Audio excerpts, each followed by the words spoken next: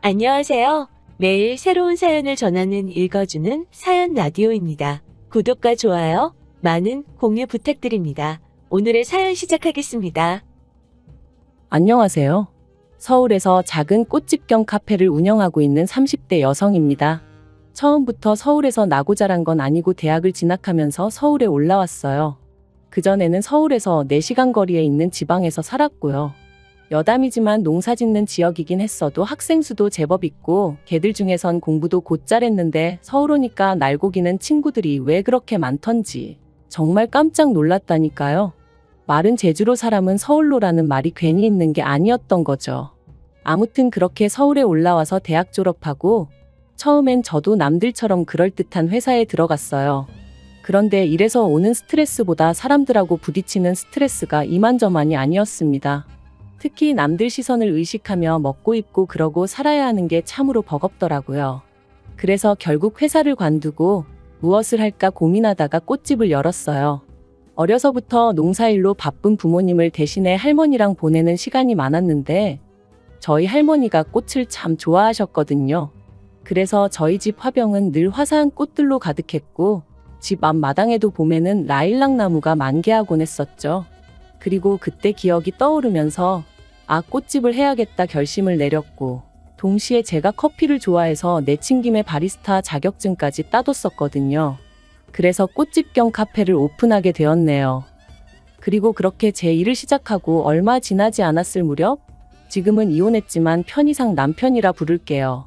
남편을 알게 되었습니다. 남편은 제 카페에 오는 단골 손님이었는데 한동안은 눈인사만 하다가 가벼운 대화를 주고받기까지 무려 1년이 걸렸죠. 사실 카페 위치가 회사들이 밀집한 곳이다 보니 연락처를 물어보는 식으로 관심을 표현하는 남자들이 종종 있었거든요.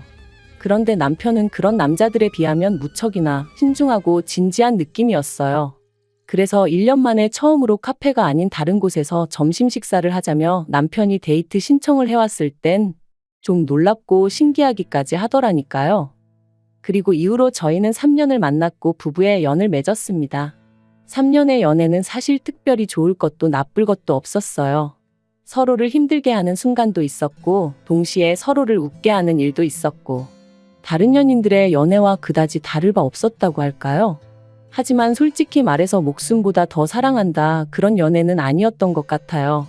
그저 지내다 보니까 정이 들었고 나이가 들었고 그러니 결혼 이야기가 나왔을 때 굳이 헤어져야 하는 이유를 찾지 못했던 거죠. 이제 와서 말이지만 정말 어리석었어요. 결혼 자체를 너무 우습게 봤다고 지금도 정말 반성하고 있습니다. 지금 만약 제 주변에서 누군가 이런 마음으로 결혼하겠다고 하면 절대로 하지 말라고 도시락 싸들고 쫓아다니며 말리고 싶을 정도로 말이죠. 결혼할 때 친정과 시댁에서 1억씩 보태주셨고 거기에 저랑 남편이 모아둔 돈을 더해 서울에 아파트 하나를 샀어요. 그런데 그 1억 받고 거진 1년 가까이를 신우한테 얼마나 시달렸는지 몰라요. 왜냐하면 남편에게는 위로 2살 많은 신우가 있었는데 이 신우가 시집을 가던 당시에는 시부모님이 말 그대로 땡전 한 푼 안 해주셨답니다. 시부모님 말씀으로는 이른 나이에 마음에도 안 드는 사윗감을 데려와서 괘씸해서 안 해주셨다고 하셨고요. 하지만 신우는 그래도 자식이라곤 둘밖에 없는데 이렇게 차별하는 법이 어딨냐며 말 그대로 집안을 쑥대밭으로 만든 것은 물론이고 결혼식을 올린 후에는 괜히 저한테까지 심술을 부리기 일쑤였습니다. 제가 운영하는 카페에 친구들을 데려와서는 잔뜩 시켜먹고는 잘 먹었어 하고 도망을 간다거나 미안해서 밥을 사주고 싶다며 사람을 불러내놓고는 자리에 안 나타난다거나 하나같이 어찌나 유치하던지 어디 사람 짜증나게 하는 법을 배우러 다니나 싶을 정도였다니까요. 하지만 이런 신우의 심술보다 저를 더 짜증나게 한 건 그럴 때마다 남편이 보인 반응이었습니다. 남편은 자기 누나 그러니까 신우가 얼마나 속이 상하면 저러겠냐 하면서 매번 제가 이해하길 바랬어요. 게다가 조금이라도 중요한 결정을 내려야 할 때면 꼭 신우를 만나서 조언을 구하더라고요. 제가 전업주부를 결코 무시하는 건 아니지만 신우는 대학을 졸업한 직후 결혼해서 이후로는 쭉 시조카만 키우며 전업주부로 살았거든요. 그러니 제가 보기엔 부동산이라던가 업무적인 면에서 남편이 조언을 구하기에 신우는 적합한 상대로는 보이지 않았는데요. 심지어 결혼 전 저희 둘이 탈 차를 고를 때도 그랬습니다. 참고로 제 친척 중에는 외제차 딜러로 20년을 근무한 분도 계셨거든요. 그런데 장롱면허인 신우하고 상의를 하는 꼴이라니 어이가 없었죠. 하지만 그때만 하더라도 그저 남편이 누나하고 사이가 좋아서 그런가 싶었지, 신우 말 한마디에 좌지우지 될 정도로 누나라면 꼼짝 못하는 인간인 줄은 눈치채지 못했었어요. 그러나 먼저 언급한 이유들 때문에 제가 남편과 이혼까지 결심하게 된 건 결코 아닙니다. 마지막에 신우가 도를 지나쳐도 심하게 지나쳤거든요. 결혼한 지 2년 차가 되던 해였습니다. 제가 그토록 사랑했던 할머니가 결국 세상을 떠나셨어요. 그리고 저는 할머니로부터 정말 생각지도 못한 선물을 받았는데 그건 바로 할머니의 시골집이었습니다. 부모님께선 팔든 어쩌든 제가 하고 싶은 대로 하라셨지만 저는 할머니와의 소중한 추억이 깃든 공간인 만큼 웬만하면 원형 그대로 최대한 오래 간직하기로 마음을 먹었죠.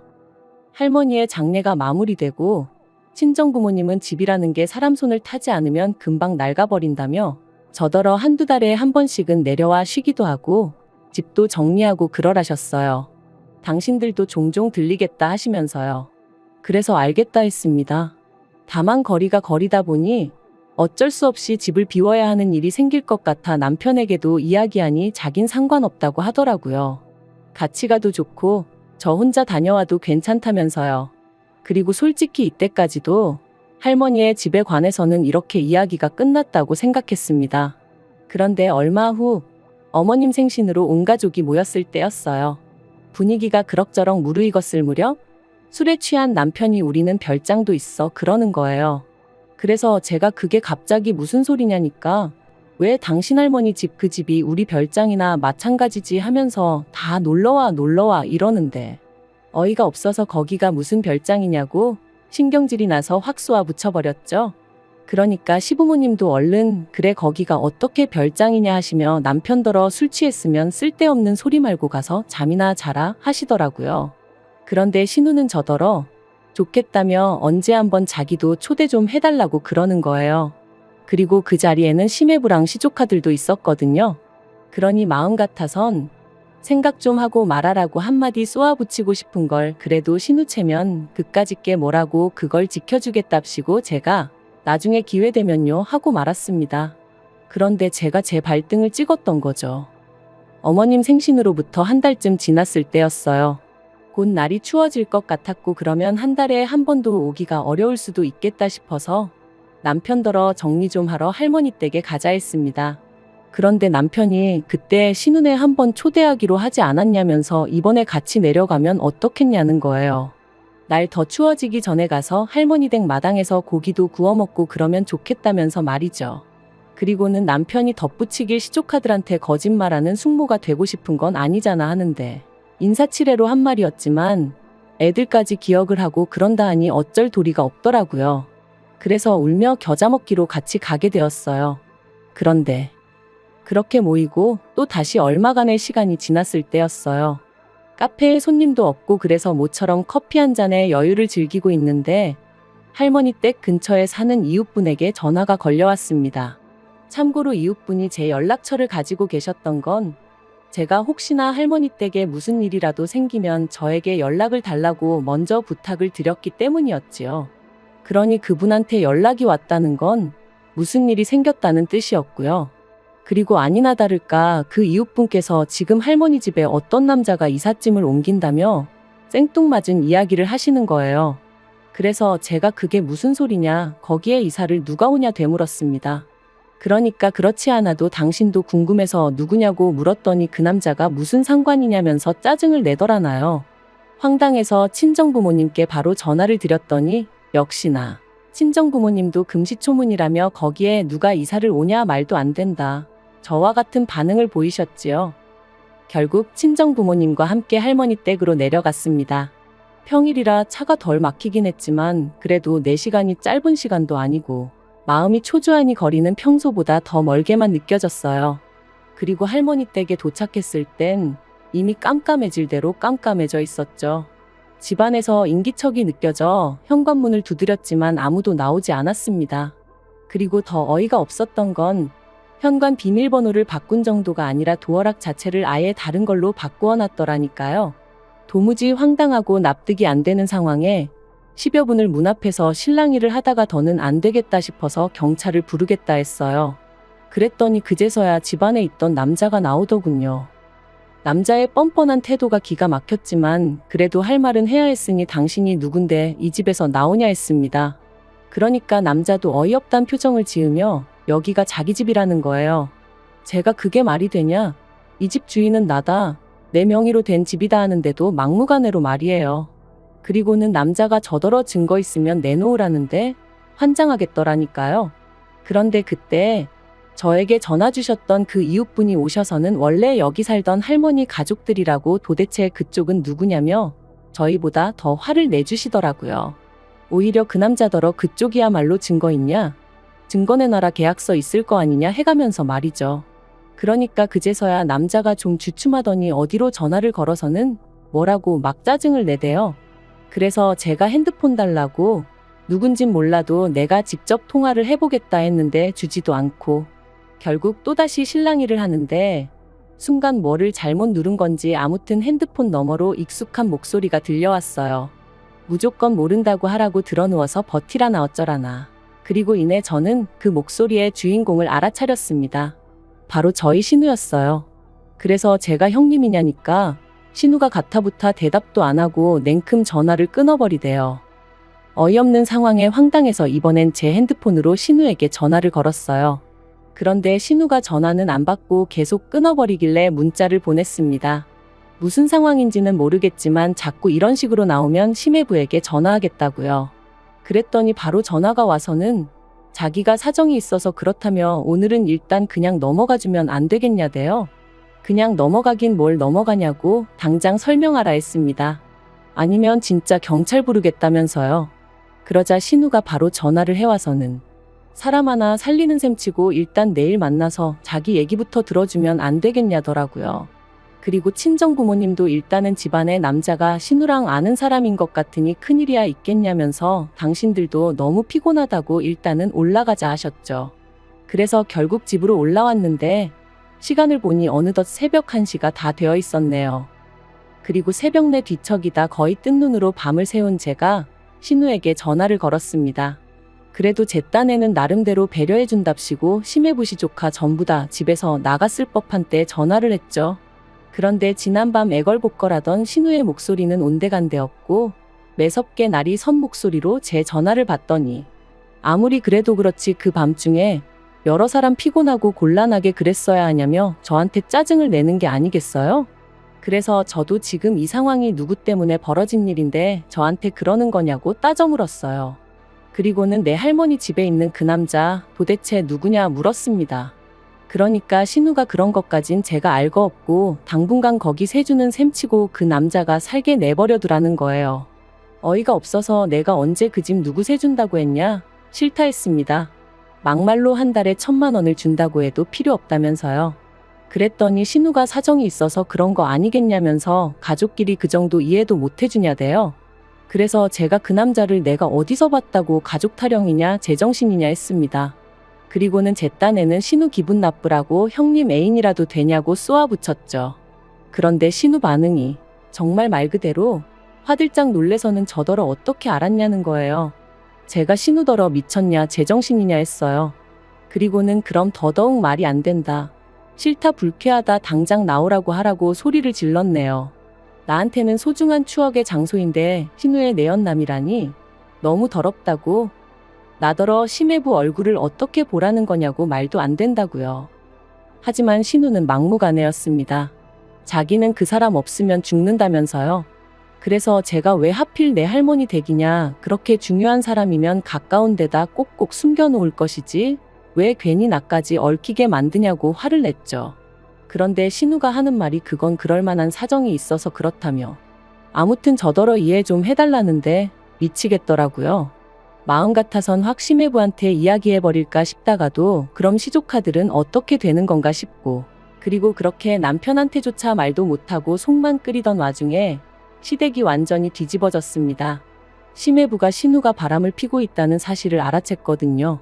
그리고 심해부가 눈치챈 이유도 어이가 없는 게 저희 할머니 집 근처에는 마트 고모고 없으니까 신우가 어지간히 뭘 사서 보냈던 모양이에요.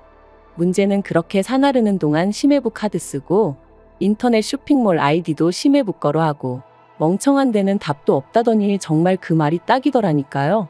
그리고 심해부가 아무리 둔하다고 해도 카드값도 전에 없이 많이 나오는 와중에 심지어 물건 중 하나가 반송이 되면서 그 전화가 신우가 아닌 심해부한테 갔나 보더라고요. 그러니 이건 뭐 이혼당하고 싶어 환장이라도 한 건가? 아주 그냥 심해부한테 제발 눈치 좀 채주세요 하고 빌었구나 싶더라니까요.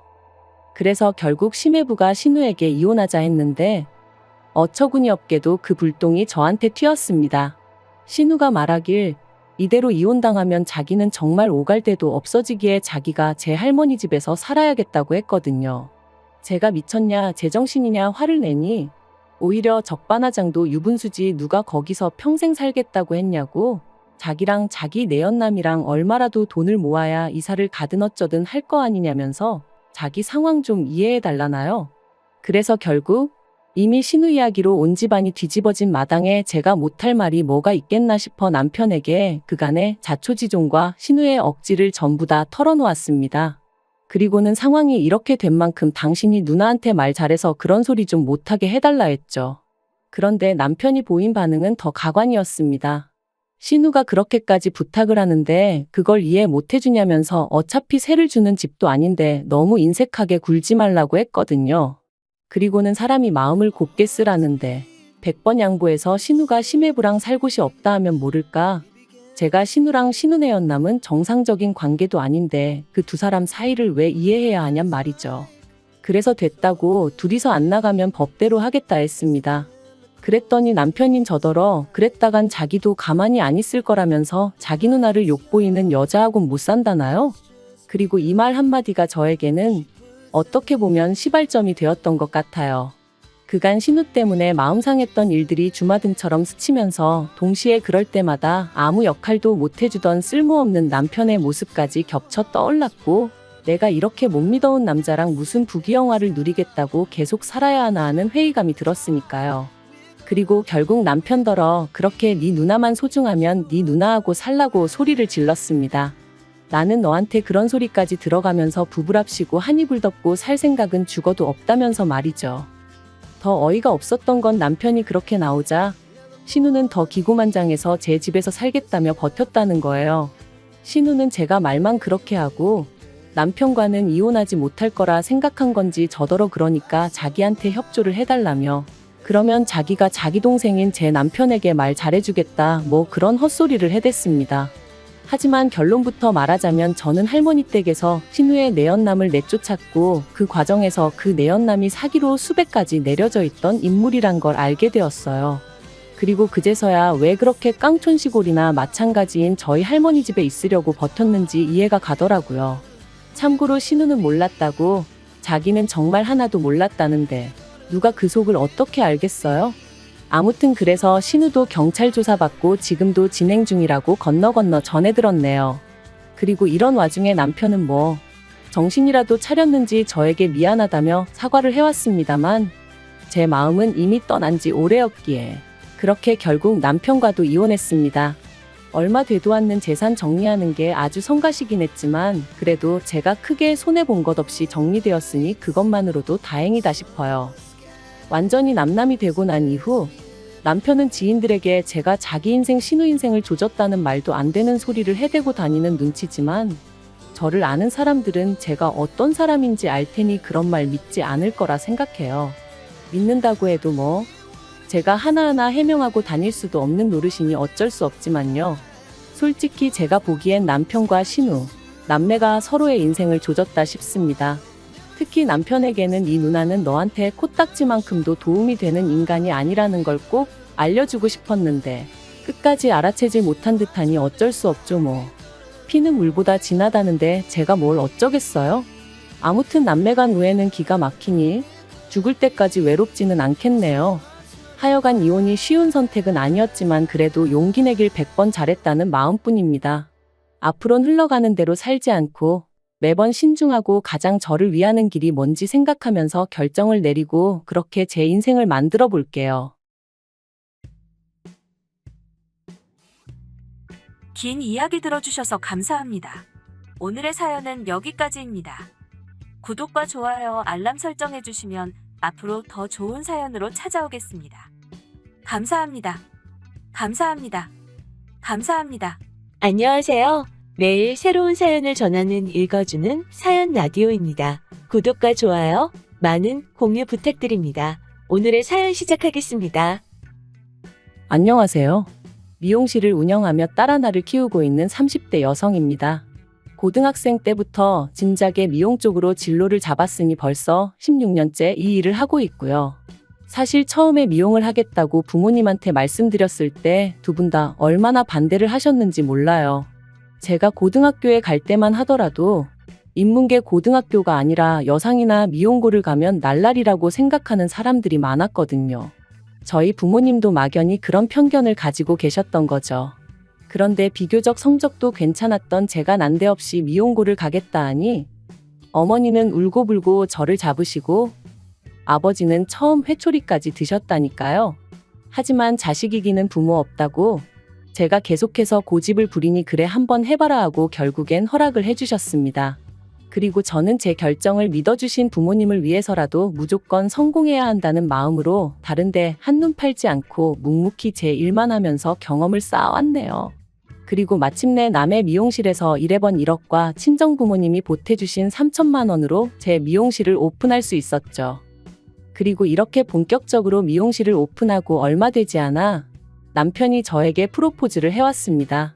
친구 소개로 만나서 사귄 지 4년차가 돼가던 해였기에 솔직히 시기상으로는 성급한 프로포즈는 아니었죠.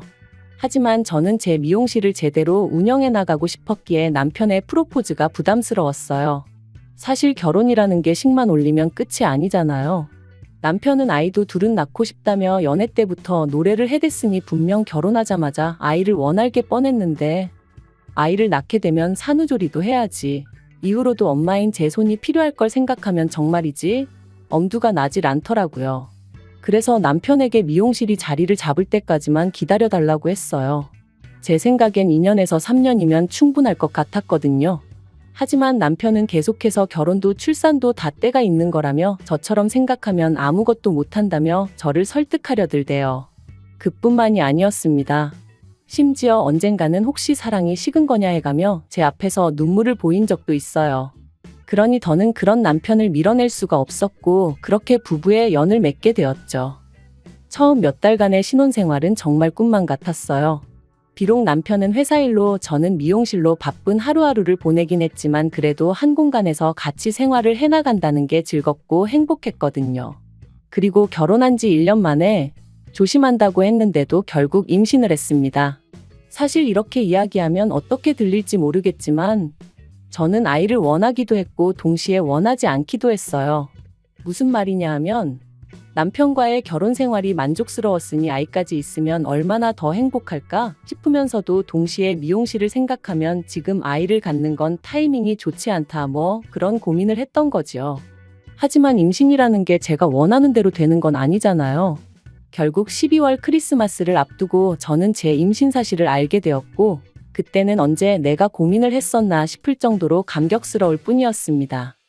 그런데 제 임신 소식을 듣고 무척이나 기뻐하시던 친정 부모님과 달리 시부모님 특히 어머님의 반응은 냉랭하기 짝이 없었습니다. 제가 무슨 말을 한 것도 아닌데 일 핑계로 당신한테 아이를 맡길 생각이라면 꿈도 꾸지 말라는 식으로 말씀을 하셨으니까요. 그리고 저는 그럴 생각이 정말 요만큼도 없었기 때문에 그런 어머님의 말씀이 서운하기보다는 어이가 없을 뿐이었지요. 사실 어머님과 저는 시작부터 사이가 좋지가 않았어요. 어머님께선 상견례 자리에서 저와 저희 친정부모님한테 대놓고 무려 4년제씩이나 졸업한 내 아들이 프로포즈를 했는데 그걸 제가 거절했다는 이야기를 듣고 기도 안 차대요.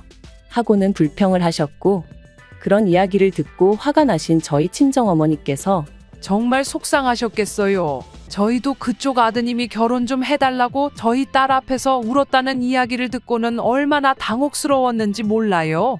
하시며 한 방 먹이셨거든요. 정말이지 그때를 생각하면 지금도 가시방석에 앉은 듯 마음이 불편해진다니까요.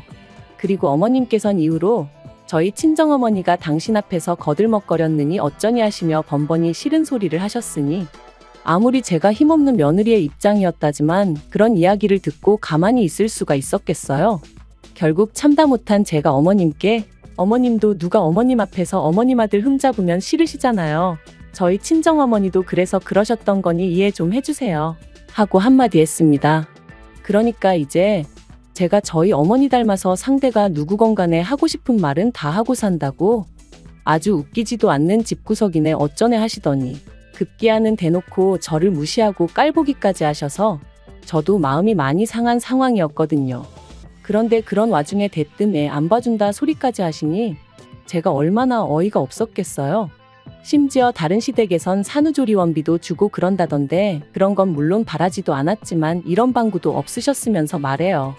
그래서 저도 걱정 마시라고 어머님한텐 부탁 안 드린다 했네요. 그리고 어느덧 시간이 흘러 출산 예정일까지 한 달도 남기지 않았던 때 어머님의 생신이 있었습니다. 저는 남편에게 나는 안 갈 테니 당신하고 신우하고 챙겨드리라 했고 남편도 알겠다고 했어요.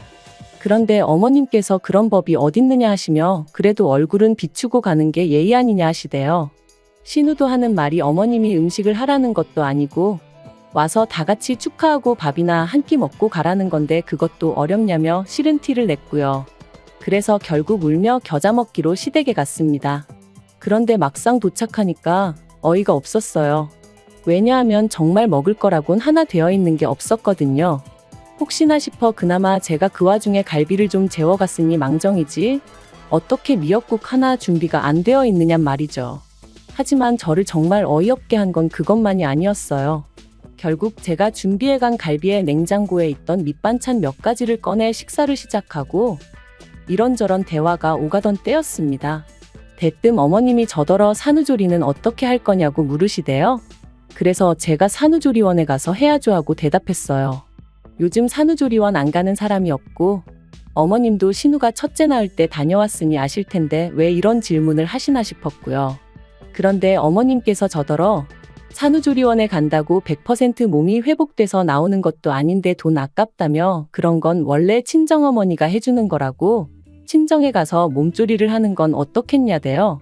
그래서 제가 신우도 여기 와서 산후조리 했냐고 물었습니다.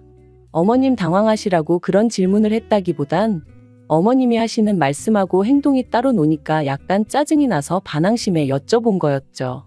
그리고 그런 제 질문에 어머님은 그때야 뭘 몰라서 보내신 거고 보내보니까 가도 별거 없구나 싶어서 저한테 가지 말라고 하는 거라나요? 그런 어머님의 대답에 신경질도 나고 그래서 저도 어머님더러 그럼 뭐 다른 사람들은 다 바보라서 그 비싼 돈을 주고 산후조리원을 가겠냐고 받아쳤습니다. 다들 뭐가 달라도 다르니까 비싸도 2주고 3주고 가 있는 거 아니겠냐고요. 그리고는 그 말을 하지 말았어야 했는데 홧김에 그만 친정어머니가 산후조리에 쓰라고 2천만 원을 주셨단 이야기를 해버렸어요.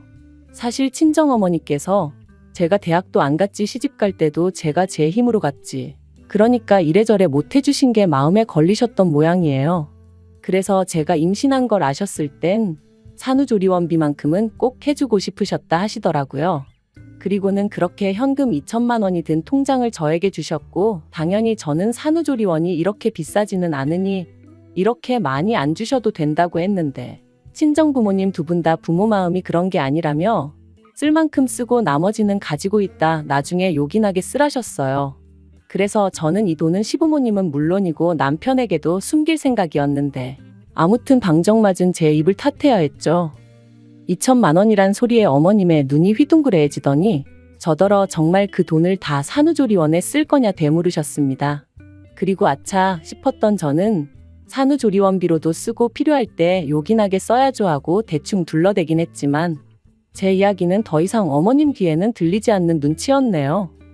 그리고 그렇게 집에 돌아온 지 이틀째 되던 날 어머님이 전화를 해오셔서는 하시는 말씀이 당신이 곰곰이 생각을 해봤는데 역시나 산후조리원을 가는 건 아까운 것 같다며 대신 당신이 산후조리를 해주시겠다셨습니다. 그래도 아무렴 할머니가 낫지 생판남이 낫겠냐면서 말해요. 그리고 저는 그런 어머님의 말씀에 너무 당황한 나머지 돌려물을 생각도 못하고 갑자기 왜 그러시냐고 대놓고 물었어요. 분명히 임신 소식을 알렸을 때만 하더라도 제가 무슨 말을 하기도 전에 애는 못 봐준다며 사람을 무안하게 하셨던 분이셨으니까요. 하지만 어머님께선 계속해서 당신이 해줄 건 없고 애라도 봐주고 싶어 그런다며 고집을 피우셨는데, 솔직히 저랑 어머님이랑 평소에 사이가 좋았다면 어머님의 그런 말씀이 조금은 애틋하게 그리고 감사하게 들렸을지도 모르겠습니다.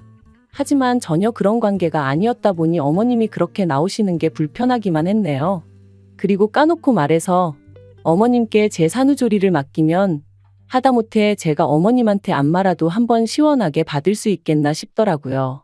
어머님이 저희 살림을 해주시는 것도 싫지만 해주신다고 한들 그 사이에 제가 마음 편하게 잠을 잘 수도 없을 테고요. 게다가 어쨌든 그렇게 저희 집에 와 계신다 치면 설령 어머님께서 안 받는다 하셔도 제가 돈을 안 드릴 수가 있냔 말이죠. 결국 돈은 돈대로 쓰고 몸조리는 하나도 못할 게 뻔했습니다. 그래서 제가 어머님더러 산후조리만큼은 제가 알아서 하겠다고 했어요. 요새는 출산하는 병원에서 소개도 해주니 걱정 안 하셔도 된다고요. 그러자 어머님도 더는 하실 말씀이 없으셨는지 그래 너 잘났다 하시고는 전화를 탁 끊어버리시대요. 그 일이 있고 며칠 뒤 저는 출산을 했고 눈에 넣어도 아프지 않을 딸을 낳았습니다.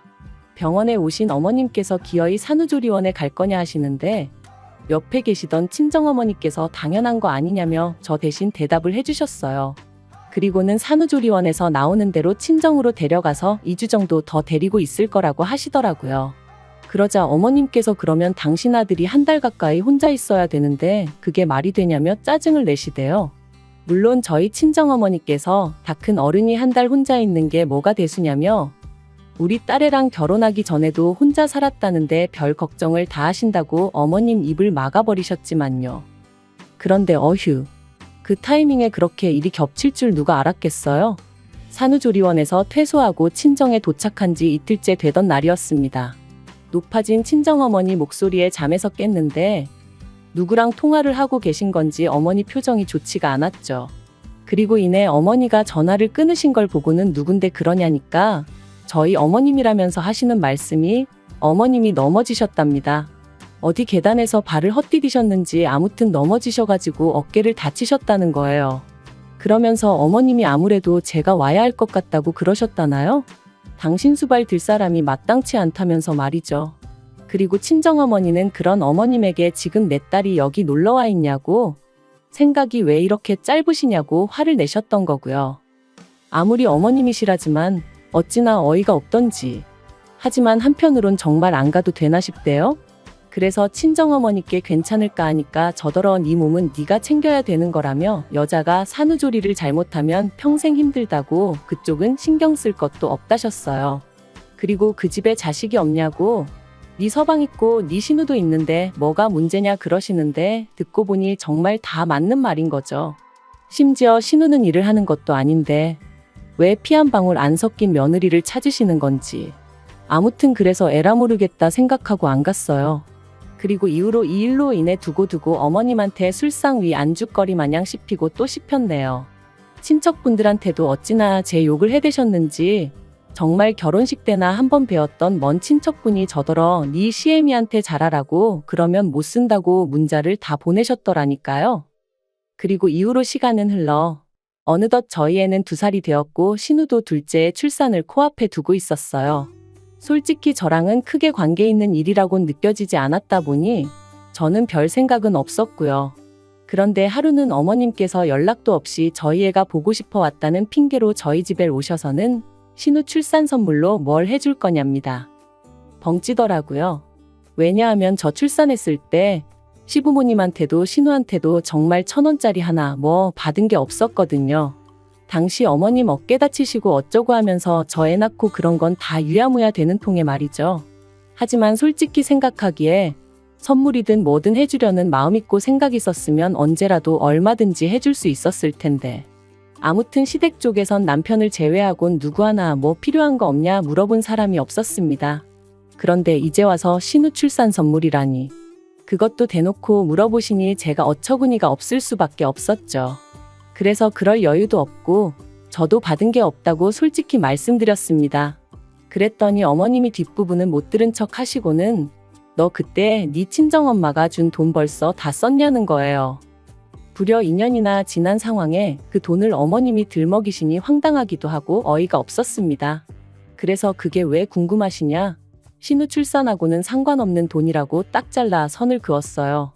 참고로 이 무렵에는 저도 어느 정도는 뻔뻔해졌다고 해야 할지 어머님이 터무니없는 말씀을 하실 때는 딱 거절할 수 있는 정도는 되었었네요.